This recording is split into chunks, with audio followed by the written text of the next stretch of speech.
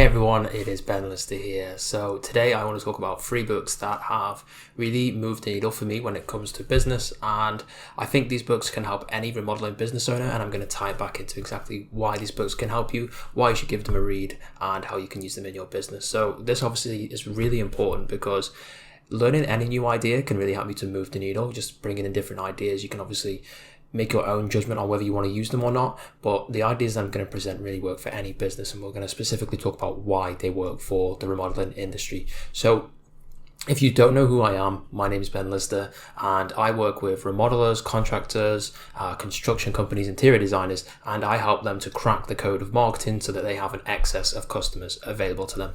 So the first book that I want to talk about today is Deep Work by Cal Newport. Now, this is a book that is only a couple of years old, but really what deep work is defined as is the ability to focus on a task for an extended period of time without distractions. And this is something that needs to be cognitively demanding, such as writing or something similar, rather than something that is less cognitively demanding like data entry or perhaps just reading or something like that. It has to be something that is significantly cognitively demanding. And one of the main themes throughout this book is the fact that deep work has now become incredibly valuable in our society. People that can do that can make an awful lot of money and can be very successful. And it's also the same time that deep work has become less and less common, and many people are unable to actually complete deep work and they can't get into that state of deep work. The first reason why you would actually want to enter this deep work state regularly is that it's one of the quickest ways to learn hard tasks and to be able to pick up tasks in an efficient manner. We largely do this by removing distractions. So Cal Newport talks in the book a lot about removing things like social media from your life, adding routines, adding rituals, daily habits, things like that. This helps to limit the amount of willpower that's needed in order to complete these tasks, so you can just effortlessly fall into the deep work state. There's actually a study that's quoted in this book, which I find fascinating. It's the fact that a person who is completing a cognitively demanding task, which would be suited to enter a deep work state, if they have some kind of a distraction, such as social media notifications or their phone is going off or something like that, that makes them less productive than someone who doesn't have those distractions but is also intoxicated at the same time, which I find fascinating, because imagine if you try to complete your work while being intoxicated all the time, every single day, Monday to Friday. You're just not going to get anything done. And they actually found that people who don't have these notifications, they don't have these regular distractions, did less work than the people that were intoxicated. So it's almost like having your phone around you all the time, having these notifications, having things distract you. You might as well just be drunk all day. I mean, it's not a like for like comparison, obviously, but in terms of productivity, you're going to get more done if you don't have your phone on you and you're drunk, which is just fascinating. A big theme in this book is the fact that we don't do as much work as we think we do. People have been quoted and as an average of saying they work, 60 hours a week, 70 hours a week. In actual fact, they work much lower hours than this. I think it was people who said they worked 60, actually worked more like 45. And this comes down to the fact that we are constantly distracted throughout the day, and there's different things that go on and we're not actually working where we think we are. We might do a 9-hour block for the day, but when it comes down to it, if we evaluate the time that we spend that day, maybe only 6 or 7 hours of that have actually been productive and actually where we're doing work. Obviously there's time for breaks and things like that, but people massively overestimate how much work and how many hours they're putting into their business. Newport makes an argument that we actually spend much of our day on autopilot. We're not intentionally doing things. We're not actually being productive. We're kind of just going by the day through the motions, and we're not really producing anything. The solution to this is really just to schedule as much as possible. He introduces a blocking plan where basically you block out items for the day, and as your day goes on, you can change it if things move around. But if you have those blocks in place, from 9 to 11, I'm going to do this task, then you actually are able to do that task rather than sort of just do it throughout the day, and I'll do it whenever I get around to it. In this way you can be much more productive and actually get things done on time and earlier, so you have either spare time in the day or you can get more done in the day. So these kind of ideas apply to remodelers either when it comes to building your marketing campaigns, hiring your team, managing your team, or working on your service delivery or your sales team or anything like that. The reason for that is these kind of tasks are pretty cognitively demanding. If you can work deeply through these, if you can work without distractions and be incredibly productive, then you are going to 2x, 3x the amount of productivity in your business, especially if you're the one that's really driving the business forward. If you are the sole decision maker, if you are the business leader in there, then, the amount of effort and amount of output that business is going to produce is going to significantly increase. Based on the reading and the research that I've done, I think the difference between a remodeling business owner who doesn't work deeply or does for just a short amount of time throughout the week and someone who does regularly is going to be the difference between a good business owner and a great business owner. This is someone who brings in, maybe multi 6 figures compared to someone who does 7 figures and they don't even work that many hours through the week compared to the business owner who's only doing multi 6 figures. The next book I want to talk about is $100 Million Offers by Alex Hormozi. This is a classic in the online space. It's only been out for maybe 18 months, 2 years, something like that, but it is a staple right now. And the main premise of this book is your offer is how you package your services and what you actually sell. And this offer should be so good that people feel stupid by saying no. And so one of the big things I took out of this book, which every remodeling business owner should really take note of, is the offer equation. Now, if you can imagine sort of like a fraction, and this is basically the offer formula. At the top, we have the dream outcome. So this is what the customers want, whether this is, a new kitchen, new bathroom, whatever it may be, in the nicest style and the quickest time. And then we have the perceived likelihood of achievement. How likely is your business able to supply that offer? And this can obviously be done through testimonials, social proof, all that kind of stuff. And then underneath that, so the lower half, so the denominator of the actual fraction, we have time delay times by effort and sacrifice. So this is how long it actually takes times by how much effort and sacrifice is needed on the customer side.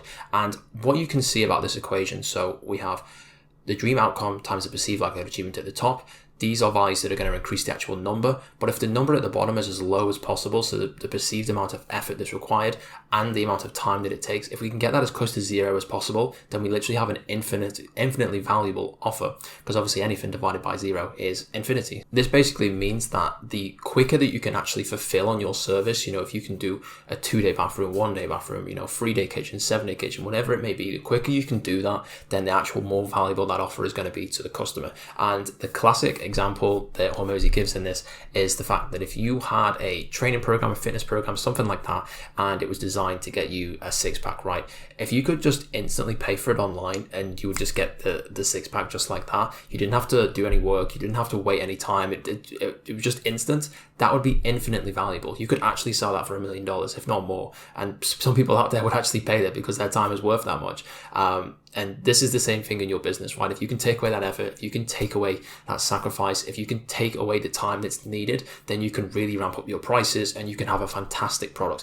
Even if the quality and the dream outcome isn't as high, if you get the effort and sacrifice and you get the time delay down, then you have a fantastic offer.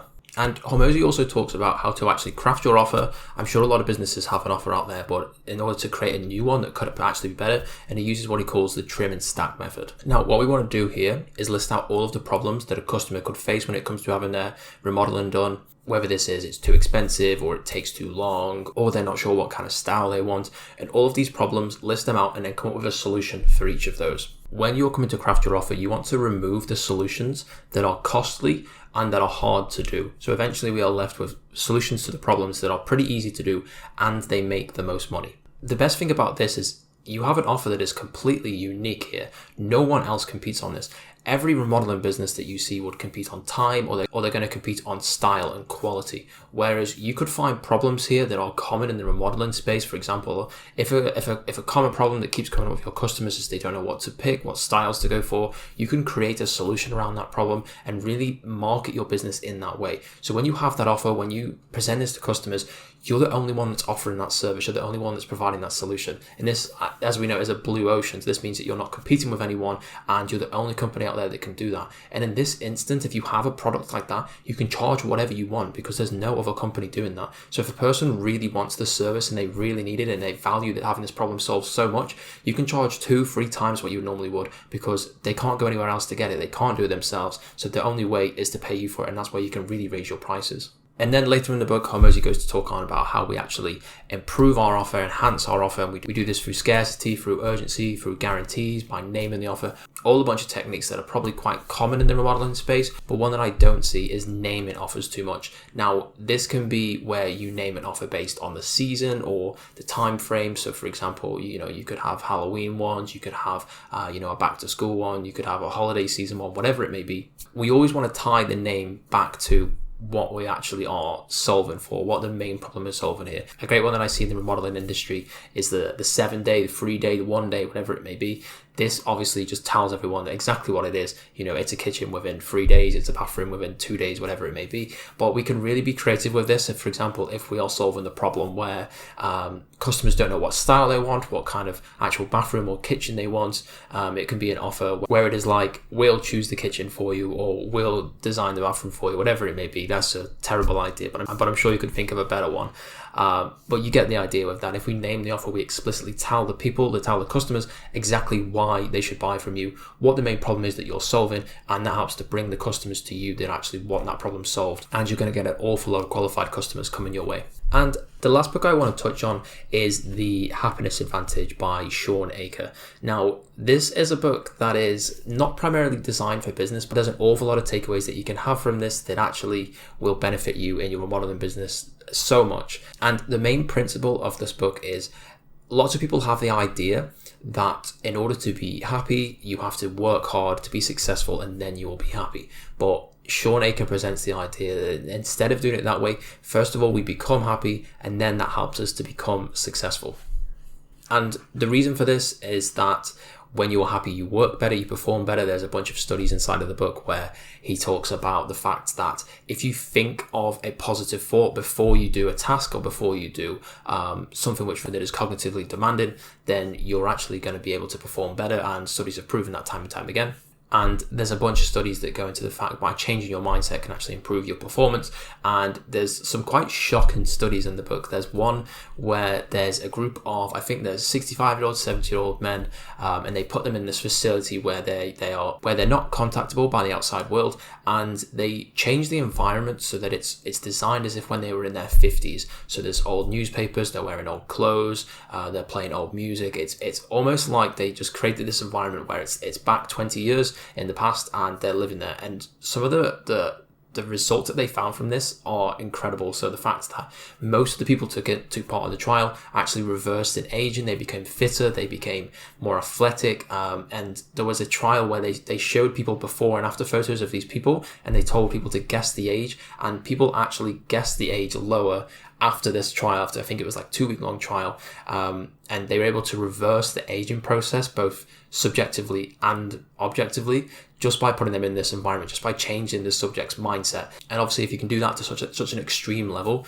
imagine what you can do in your business when you change your mindset around how you think of work and how you actually operate on a day-to-day basis. And there's another example he gave in the book where he was working with some big company directors, and he was helping the employees to actually perform better in their work. And one of the things he picked up on was the fact that the business owners and the business directors all the time would talk about the fact that they weren't saving the dolphins with their work, and their work was not meaningful at all, and it didn't really mean anything. And this helped to really lower the motivation of the workers. And what happened here was the fact that the employees were primed for failure at this point. They were instantly less motivated. They didn't want to work anymore because there was no meaning to their work. And so if you can find meaning in your work, if you can find a reason why you wake up every day, why you do what you do, then your performance is going to increase by an awful lot. And a cool chapter in this book is the Tetris effect chapter. And this talks about if people play Tetris for too long, what happens is when they go outside and when they do other things, they can sort of see Tetris blocks around. Like they'll think of their car as a Tetris block, and they can see how things fit together and all that kind of stuff. And the idea around it is if you're actually looking for something, you could find it, and we can use this in a positive way. So we can use the Tetris effect to combat negativity. And the solution that Sean Aker gave for this is to promote gratitude and to have a gratitude journal and to constantly be thinking about positive things in your life, why things are good. And this is going to mean that you actively look for things that are good, even when you're not actively looking to do some kind of gratitude, and you just instantly see the good things rather than focusing on the negative things. For example, if you are always complaining, if you are always looking for the bad things, you are just naturally going to pick those up, primarily just because of the Tetris effect. And there's a whole bunch of principles in this book that are really, really fascinating and can really help you in the business. But one thing I would touch on is the 20-second rule. Now, this is a principle with the fact that if something takes longer than 20 seconds to start, so the example that he used was he wanted to learn guitar lessons, right? he wanted to learn the guitar, right?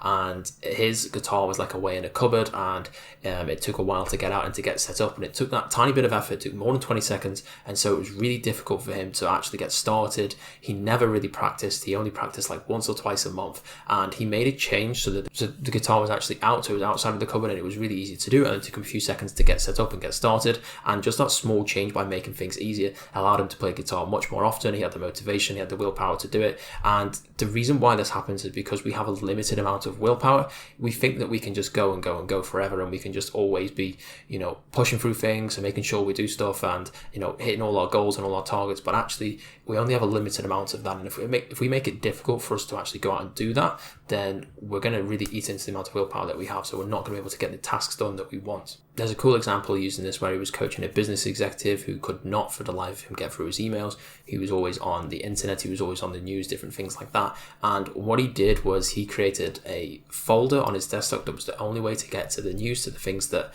were actually less productive. And he added like 1,000 folders inside to be able to click through to like 100 different folders. So it made it really difficult for him to actually access the internet. And this made him just not procrastinate at all, so he was never wanting to do it, and he actually wanted to do his work because it was easier to just get started with his work and go through his emails than it was to actually go on the internet. And you can apply this in your business, whether this is things that you're distracted with, whether this is being on your phone or doing different things that aren't productive. If you make it harder, so if you lock it away somewhere, if you go and put it in your car while you're inside or anything like that, that 20-second rule is going to kick in. So you're not going to want to go and get your phone, you're not going to want to go get that procrastination. And even if you do feel the urge to do it and you think, it's worth going in to go, it's worth going to make that effort to do that procrastination, you have time to think about it. So by the time you're actually, going to your car to get your phone or whatever it may be, you can have that time to realize, that you are procrastinating. It's not what you want to do. And it just makes it so much harder to actually procrastinate, and you're more likely to get on with your work. And like I've said throughout this video, these really apply to your marketing, to building your sales team, to delivering your service, anything that's really cognitively loaded. These ideas are really going to help you to get these tasks done and to be more productive and to ultimately just have a better business. By the way, if you are struggling to get remodeling or construction or general contractor or interior design jobs, go ahead and click the first link in the description. Don't worry, it's not some 5-figure course or some crazy training or anything like that. It's just a video of me telling you about how my company can help you to do that. For full transparency, it is designed to sell you something, I won't lie. But yeah, if you do need construction or remodeling leads, then go ahead and click that first link.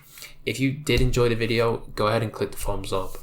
Comment if you want to see anything in the future. If you want to see more, just click the subscribe button. And if you're interested in any of the books that I mentioned, I'll leave a link for those down below. For full transparency, they are not affiliate links, so we don't make money off those. But yeah, I really appreciate you watching this right to the end, and I hope you have a great day. Cheers.